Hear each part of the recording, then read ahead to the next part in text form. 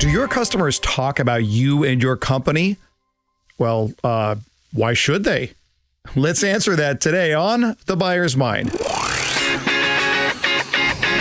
Welcome to The Buyer's Mind, where we take a closer look deep inside your customer's decision-making mechanism to reverse engineer the perfect sales presentation.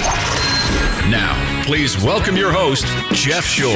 Well, greetings, everyone. Once again, welcome to The Buyer's Mind. I'm your host, Jeff Shore, on the podcast where we want to figure out exactly the way our customers think, how they make their purchase decisions, what goes on in that decision-making process, and ultimately, when we understand the way that our buyers want to buy, we can reverse engineer our process to make it easy for them to do just that. And today we're going to look at how we stand out and what do we do to get our customers talking about us. How do we take advantage of word of mouth? Joined as always by our show producer, Paul Murphy. Murph, you're a Colorado guy, and you've mentioned from time to time on this podcast your love for a good In-N-Out burger whenever you're in California. Let me ask you, do you talk about that with your family and friends back home? Always. As a matter of fact, In-N-Out is coming finally. I've been out here over 20 years in Colorado. They are coming to Colorado. They've figured it out. I'm so excited. That's awesome. Where are they going first? Do you know yet? Well, interestingly enough, their distribution point is really close to where I live here in Monument, Colorado. So that's a plus. Yeah. And then I think they're going to start in Colorado Springs and South Denver. That's the two places they'll start. Okay, well, listen, we absolutely need to see the photo of you in the very, very long line on opening day, talking to people out there and getting ready to enjoy an In-N-Out burger. You can prime all of the locals, regale them with your stories of In-N-Out. But it's so funny how that works, where that word of mouth goes out there first. And my guess is by the time In-N-Out opens in Colorado, there's going to be a huge line, wouldn't you think? It's going to be miles long. Yeah. Well, the fact of the matter is that word of mouth is the very best possible advertising. In-N-Out actually does, for example, very, very little advertising, but people talk about them all the time. We tend to think that, if we just provide a good product and good service and we're really nice people, well, it's just going to happen, right? People are going to talk about it. Well, listen, it might happen. But I, for one, am not satisfied with building my business around what might happen. There's an intentionality to spurring that word of mouth.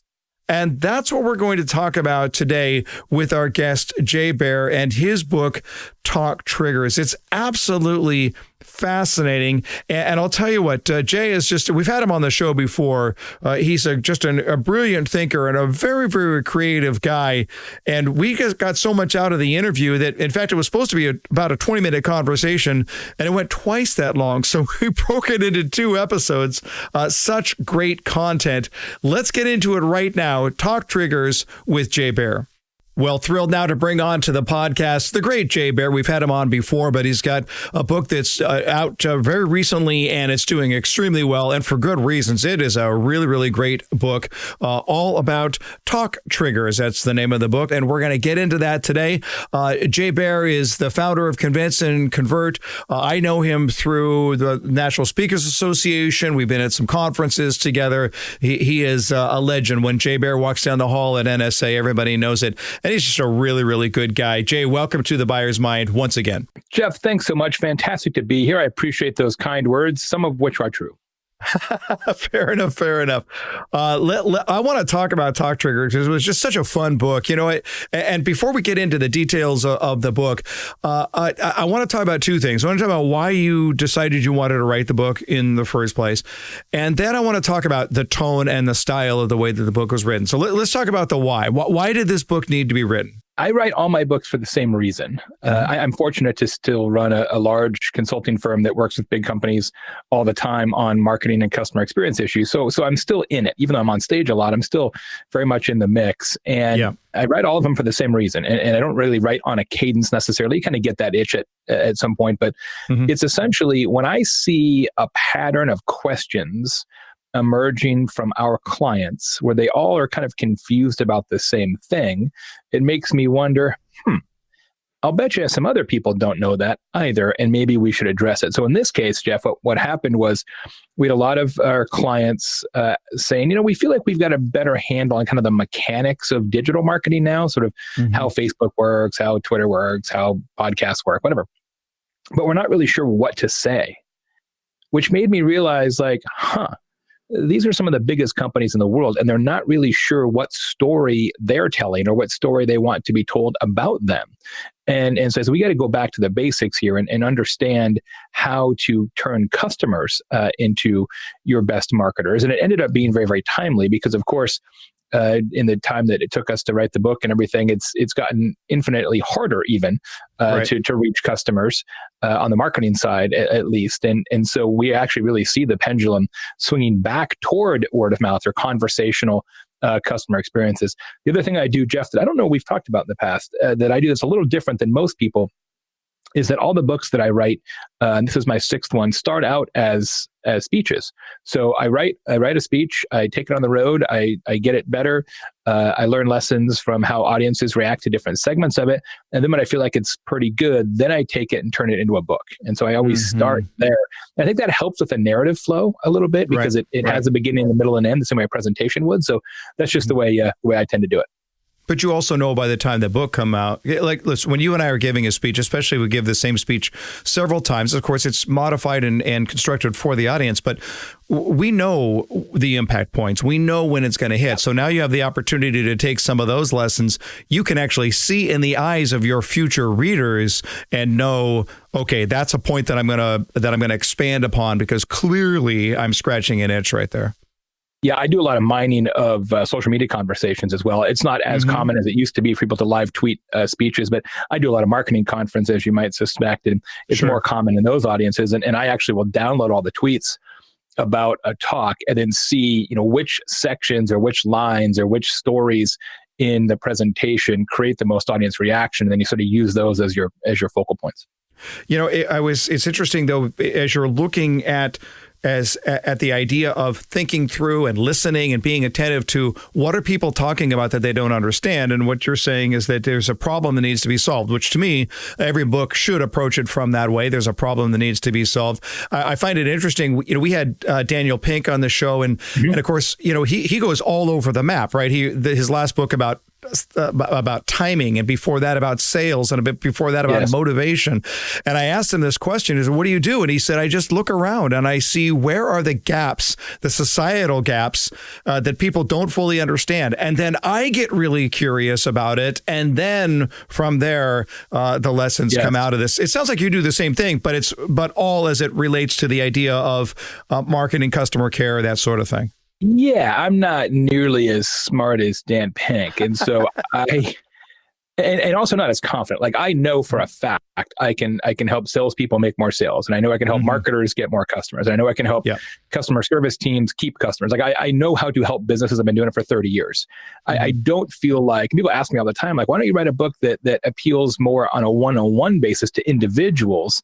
And I always say the same thing. It's because I'm a train wreck. Like I don't feel like I have any license to advise somebody on a personal basis, but I know I can help your business. I'm not so sure I can help you. But it is interesting how Dan does it. Just what is like Gladwell too, in a lot of ways. Just like what do you think is interesting? I believe that time may come for me. I may just sort of not do as much straight sales, marketing, customer experience stuff. We'll see. Yeah. Well, listen, you have a curious mind, right? You're the type of person who is observant, who is curious. And I think that's really the key for when you look at people. Like if you listen to Malcolm Gladwell's podcast, he's just all over the map. But it's all stuff that you can tell he is insanely curious about. Plus, he has a research mind. Same with Dan Pink, where they're going to leave a whole lot on the cutting room floor before they get to what it's actually coming. I could absolutely see you doing that. I think you'd have fun. Let's talk about the tone of Talk Triggers, because one of the things that I look at when I'm looking at books, especially business books, who is it written to? How is it written?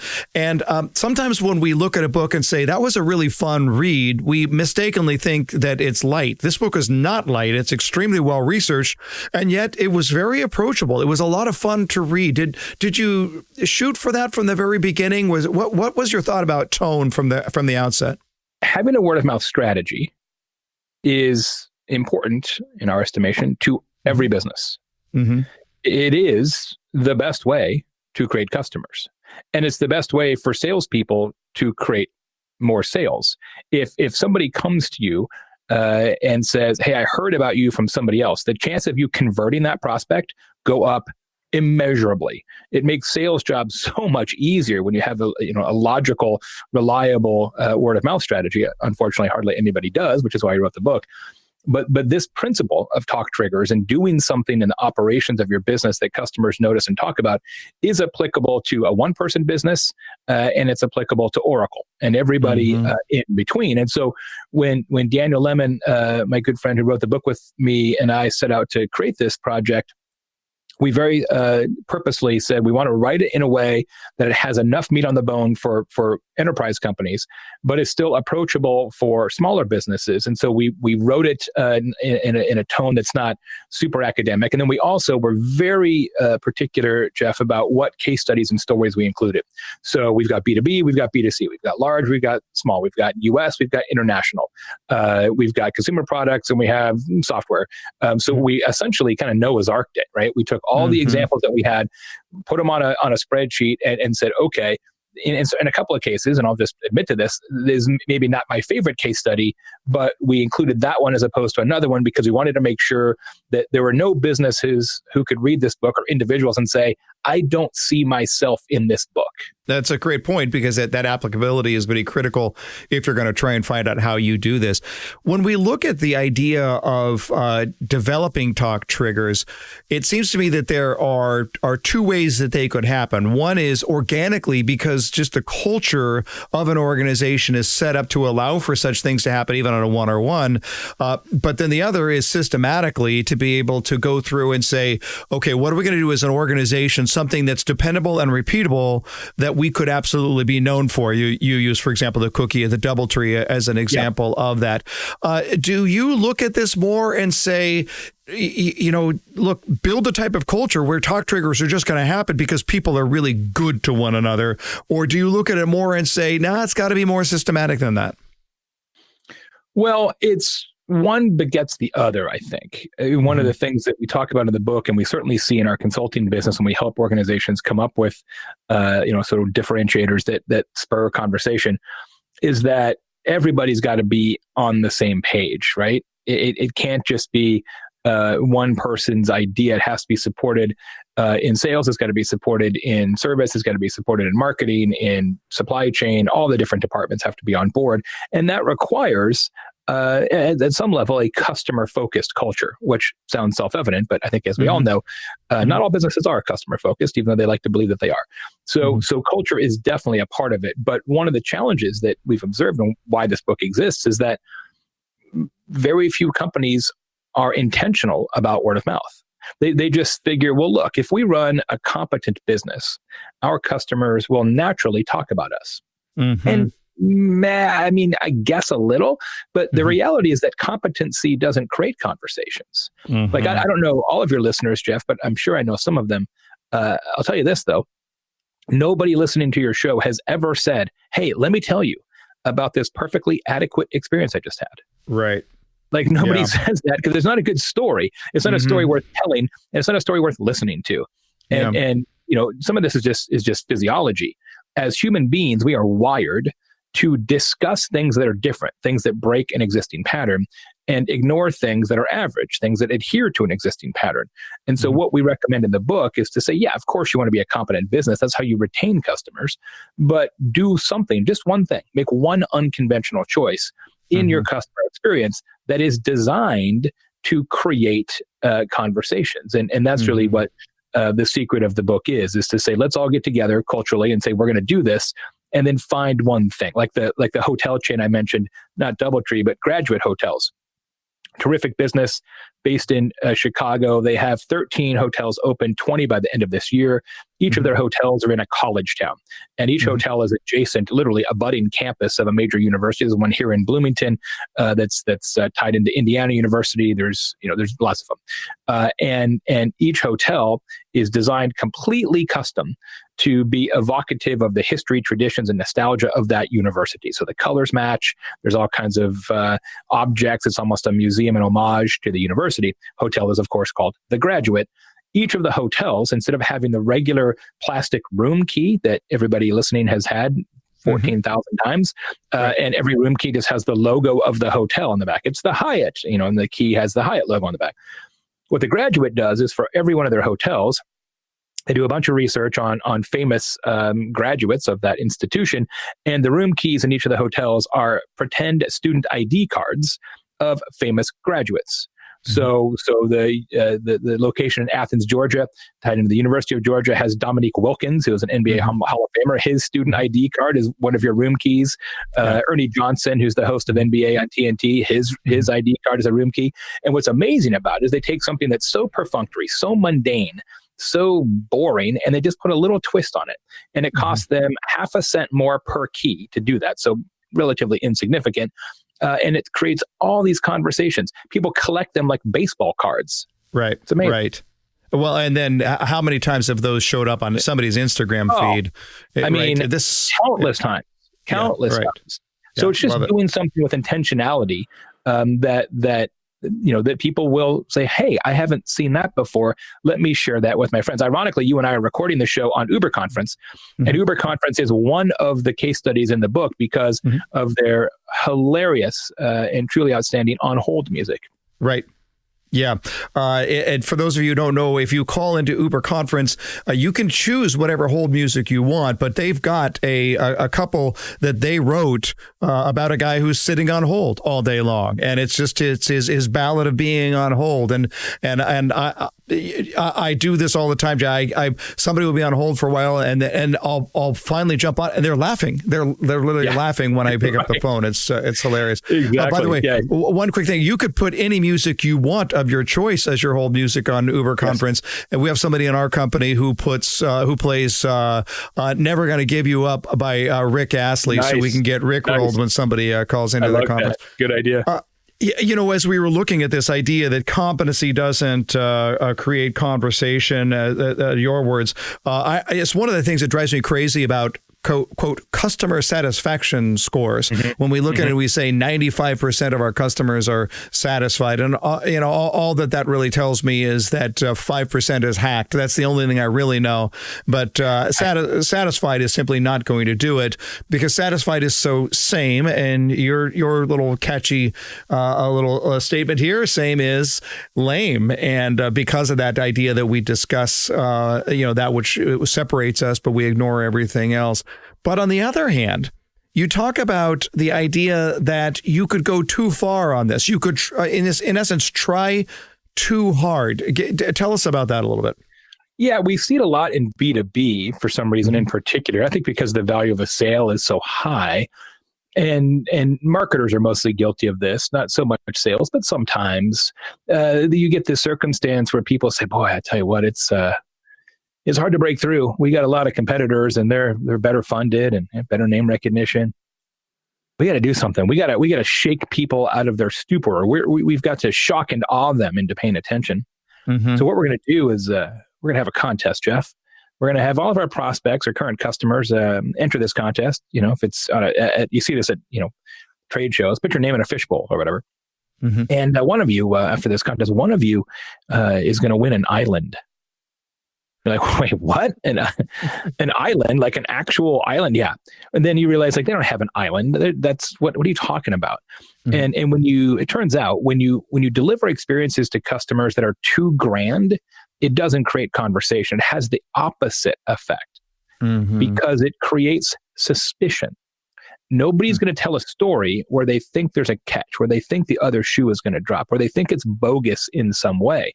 They might do it themselves because maybe they do have an island, but they're not likely to tell their friends because they're not certain that the deal is genuine. So when you're creating a word of mouth strategy, what you want is something that's different enough to be remarkable, right? To be a story worth telling, but not so large that people find it untrustworthy. All right. Now, when we look at the structure of the book, Jay, we're talking to Jay Baer, author of Talk Triggers. You've got this system that you have looked at, and I don't want to give away the whole book, but you've got the 4 requirements of a talk trigger in order to identify what they are. You've got the 5 types of talk triggers, and then you've got 6 steps to create talk triggers. And for those of you who haven't read the book yet, that the 6 steps is the really exciting part of the book. But right now, let's talk about the 5 types. Do you want to touch on those real quick and Sure. give us a sense of because it gives us the foundation for what you're going to do next. I think it's in many ways the most helpful part of the book because it contextualizes what a word of mouth strategy could be. Look, I'll tell you, the worst way to do this, the worst way to come up with a word of mouth is the way most people do it, where they lock themselves in a conference room, they order pizza and they brainstorm it. And man, if it was that easy, you would already have a talk trigger. Right. Sure. And so it helps to understand that there's, in our estimation, 5 sort of categories of word of mouth activators. So the first one is the one you see most often. We call it talkable generosity. When you're more generous than your customers expect you to be, you sort of give them something extra.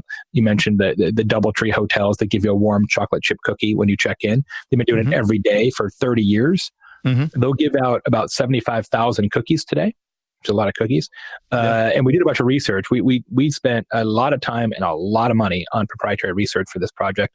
And one of the projects was we did a national survey of DoubleTree guests and found that 34% of them have told a story about the cookie to somebody else, which means that every single day, approximately 22,500 stories are told about this cookie. Now, companion question, when's the last time you saw a DoubleTree ad? That's a great point. Not very often.